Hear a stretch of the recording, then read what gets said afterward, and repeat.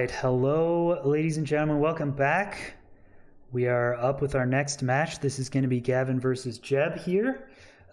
Excited for this one, and I have it says Rila. It says Rila on the commentator. I'm sorry. It's I win. I can talk like Rila. It's no big deal.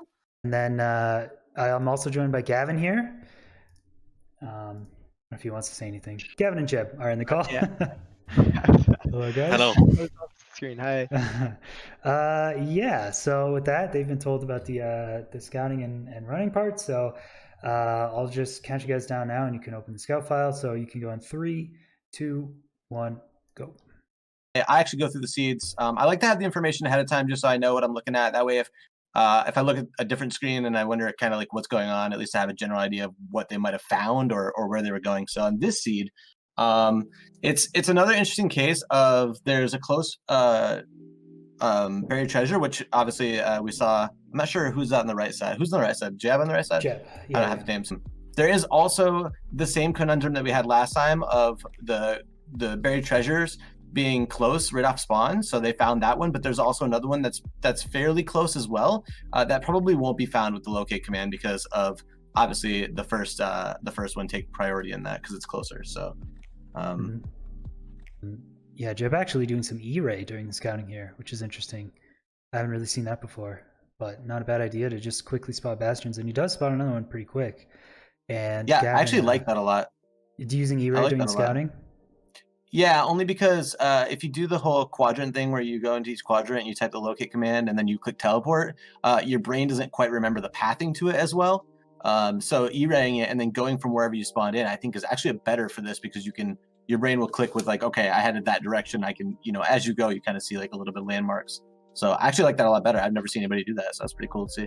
Yeah, Kiarth saying what a lot of people in chat are saying. The tourney is so RNG controlled that it's literally just per trace unless you die. Couldn't be further from the truth, although that is the vast majority of community perception. A lot of people think the Dragon Perch RNG is completely out of the player's control because 116 top RSG runners, in order to high roll, they just have to go far away from the perch and stand there. That's it. That's the only play you have to get a sub 1 minute dragon fight. It's the only option. If you're looking for a 132 minute dragon fight, there are loads of different ways to manipulate Dragon Perch RNG, take these crystals out, don't take these crystals out, stand over here, stand over there. When the dragon is far from you, don't shoot crystals. I mean, there's so much that we know to manipulate the Dragon Perch. Hey, something cool to point out about this seed specifically is I would be surprised if we didn't see Bridge first and then Fortress. I would be really surprised if we saw anybody go Stables, but it would be cool to see Fortress first on this one because the Bridge blind into the Stronghold is a 3-eye. And the Fortress blind into the Stronghold is only a 1-eye. So there's like a risk factor here where you go Fortress first, which is obviously way more risky if you don't have the fire res to protect yourself or at least a shield. But it might pay off if you go to Bastion and portal out and have to have less things to get into the end. Catch on fire, so maybe fire damage. No, fire's the same. I'm pretty sure. I don't know. Maybe I'm wrong on that, but I'm pretty sure fire damage is actually the same as well. Dang, interesting. Oh, this is why I got so confused last time I was casting with you. They just go straight out of scouting right into the run, huh? Yeah. Oh, yeah. That confused me. I was like sitting here talking to you thinking the run hadn't started. Yeah, that's kind of how we set it up. Oh, why did my timer just stop? Okay. Gotcha. It looks like both of them looking for different buried treasures, maybe. Or he's just missing it. That's what's happening. So Jeb forgot where the buried treasure was. That's why it looks like he's in the wrong chunk. He's got to go back a chunk. He is, yeah. I thought he's in a different location, but yeah, he'll find it right here. He's on 8-8. Oh, yeah. Should be on 9-9. I think he's a diagonal off here. Oh, no. He should know that it needs to be on 9-9. Yeah. Which way is it? There it is. Okay. Oh, no. Unfortunate time loss here. Yeah, that was actually, I wouldn't say significant, but that was 12 to 15 seconds. And already behind because Gavin already had the chest from a while ago. And he's already working on getting his flint, and he'll probably be well in the nether before Jeb is, I would think. Finding his way down to the ravine, he's going to do the underwater portal, and it looks like Jeb is lost again, maybe looking for his coordinates to dig down into the lava pool. I believe he's got the one underground, so. Yeah, it looked like he had a pretty solid lava pool setup that wasn't too far. And I'm interested to see what they do for food, if they think they have enough, because I think that's 2 cooked salmon and 2 cooked cod I see on Gavin, which I don't know. That's kind of tight. That's kind of enough if you're really fast and take no damage. But if you're purling around, that's not enough. They should have bread too. There's some bread. Okay, I know that at least one of them routed the shipwreck. I had 14, so what's that? 4 bread? 14 right? wheat. Yeah, 14 wheat. Yeah, 4 bread, right? Yeah. And actually, it looks like Gavin might be going fortress first on this, which could pay off if he goes. And Chad said he's routing bridge, so I'm guessing he's going for the 3-eye stronghold. And it looks like Jeb is going opposite of that, and will probably end up at the 1-eye stronghold. So it was Gavin. Gavin's about to die here. I think. I don't think he lives from this. Yeah, and ends up taking a death, dropping his stuff. I'm not sure what the idea was behind axe sword in that case. Do you know? So same mindset. Yeah. Okay, Antoine does know. Yeah, I feel like that's something I should know, because that's close, right? So yeah, and so you're probably exactly right. He was probably trying to save durability on his axe and was just doing 1/1. But yeah, it didn't have fire res, didn't have a shield, took a lot of damage, and then caught on fire, and there was just no coming back from that. Yeah, I mean, we're seeing him now. His axe does have pretty fine durability. I don't think he's leaving, so I don't know. Yeah. Axe seemed to be fine. These blaze rates knocking the Sonic skin. Yeah, so the blaze rates, it's seed dependent, but it's all vanilla RNG. So a lot of these seeds, sometimes you see like 5 for 7, and you're like, wow, those blaze rods are really good. And every seed that has a 5 for 7 blaze rods, another seed has a 5 for 16. You know, it's the same positive RNG likelihood to have really bad RNG likelihood. So it's just, a lot of these seeds just have trash blaze rod drops in it. It just kind of sucks, but it's all vanilla. He's doing dip rope, but he forgot. Oh, okay, he cleaned it up. I've made this mistake before, and he forgot to mine the one underneath it, and that's caused problems for me. He's good. He'll be able to clean this one hit. I wonder if he is on easier or normal. Meanwhile, Jeb making quick work of this fortress. Hopefully he's in a nice spot. Yeah, he's blinding already, so well ahead of Gavin at this point. I thought at first, did Gavin take a death? I can't remember now. He took a death, right? Yes, yeah, in the fortress. Okay, yeah, okay. Oh yeah, duh, we were talking about it for like a long time. But yeah, the death obviously costing him. We're gonna see Jeb going into the end first, but the way the dragon is, we've seen that some runners kind of mess up the end strats like you've been talking about. So we're gonna see how he handles the end strats. I didn't see if he had a bow or not. It was really hard to tell with the inventory. But and here we see Jeb actually going up to the pillar. Yeah, he got baited by a perch and it didn't perch. So then I think he's switching his strats up a little bit. But at the same time, Gavin making his way into the portal room and is going to be close behind. And now we have an actual race on our hands, especially if Gavin goes for fast roll strats and gets it. So this could be crazy, and only at the 15-minute markish. So a lot of time for both of them to get the perch here. I feel like he hasn't played it bad. Jeb did go for the high roll route and didn't hit it initially, and so in that case, maybe you're looking at, I could have got bow and arrow or crossbow and arrow from the bastion. I don't know if there was enough arrows in the bridge chest though. Gavin has a crossbow, so obviously, a bow. So it was obviously an option, right? So it was there for him. Oh, and he does get the perch. Okay, Jeb does get the perch after waiting quite a long time for how well he was playing it, to be honest. So I hope he does get it here. 5 beds, probably more than enough. Licking beds, okay. Good. Okay. That would have been RNG. That would have made me feel bad, but he does take it in the end. Jeb had to wait quite a while for a perch. I think you played the high roll route and did it pretty well. That was just bad luck. So we will take a short intermission here, and we'll be back with seed number 2. All right, welcome back, everyone. We are ready to get straight into it. Seed 2 of Gavin versus Jeb, and I'll give you guys a countdown for the scouting file. You had no village last time, so this will be your village seed. You can open that file in 3, 2, 1, go. There is something I will talk about once the runners find it, because they're guaranteed to find it like 100%. So we'll wait until they find it, and we'll talk about it so you guys can be a little bit surprised as well. But I would say probably personally, out of a lot of the seeds that I've commented so far in the tournament, this one is, for lack of a better word, probably the most boring. As far as the overworld is pretty straightforward. The nether is pretty straightforward. I guess boring is not the right word, but pretty straight. Like it's straightforward. We should see a very similar, if not exactly the same route from both of these runners on this one, in my opinion. But I've put my foot in my mouth before, so we'll see. But I'm waiting for one of these guys to find what I'm talking about. And if you guys check out on the left side right here, didn't really show you guys, but that gold sword in there is a looting 1 sword. So, but. Oh, it's a fairly open, well, it looks like a basalt fortress. I'm just, now I'm always on the lookout for 5 render distance fortresses because my mind has been totally changed. So this is actually a double spawner. They're literally right next to each other.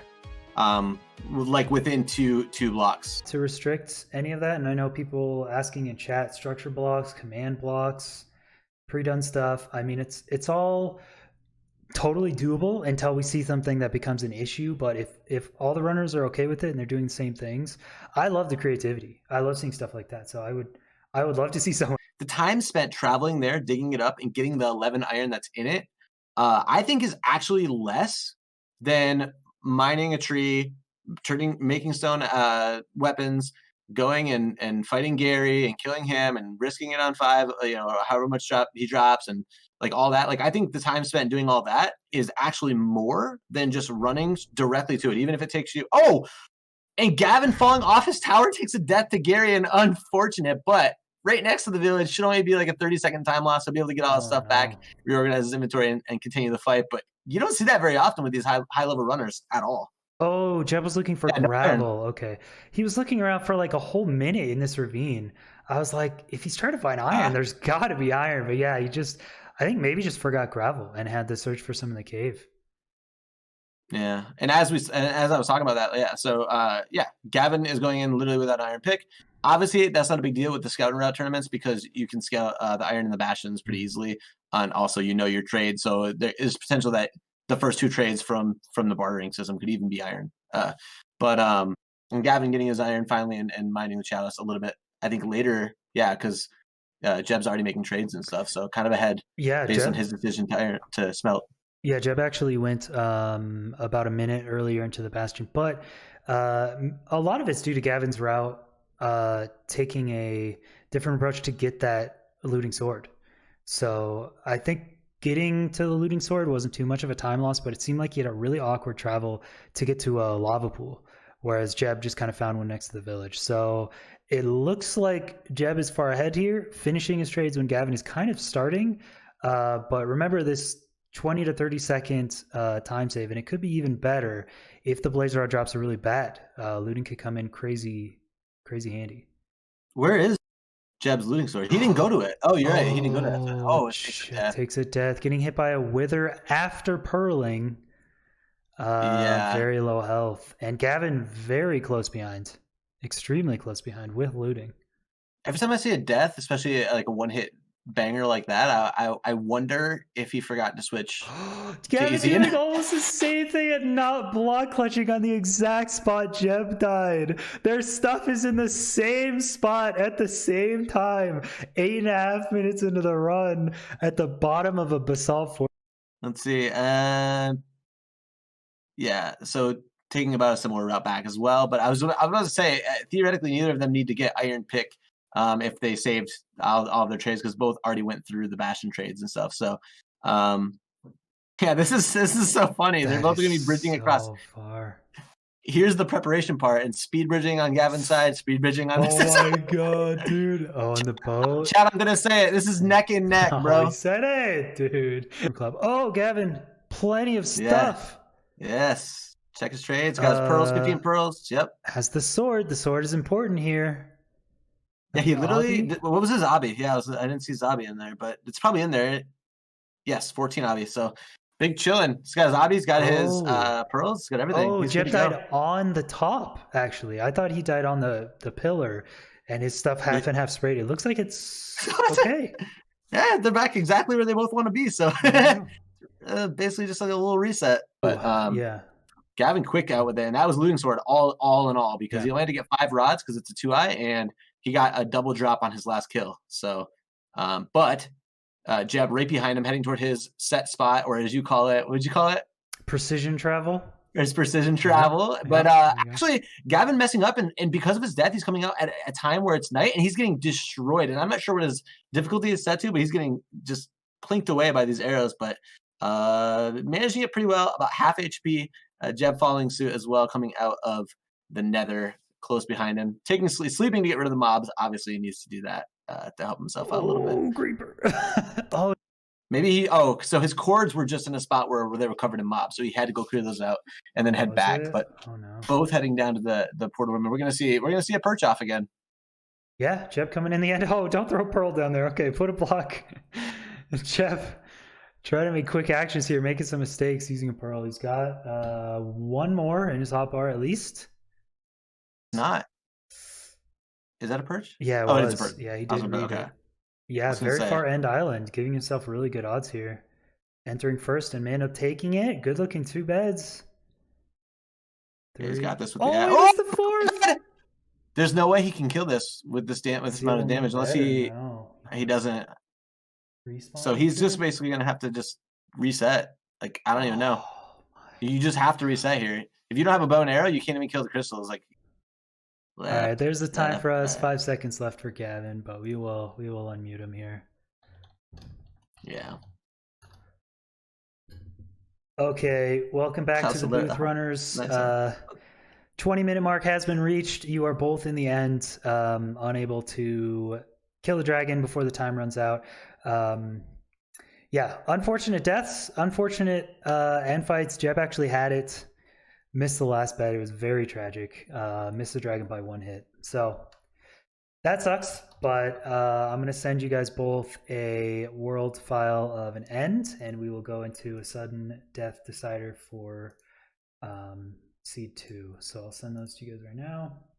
As soon as you're ready, you can pause and just let me know that you're ready to go. I'm ready. Okay. Yeah, I'm ready. All right. I will count you down. And once I say go, you can just walk forward. All right. So you can start in 3, 2, 1, go.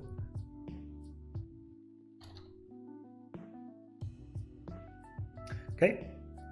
They're muted and deafened. All right. Interesting. Looks like both having a pretty similar hotbar, but looks like Gavin kind of a bit behind. I think that's the stream delay with 8 seconds stream delay, so I'll keep that in mind. Gavin has 8 seconds, so yeah. The further ones are pretty tough.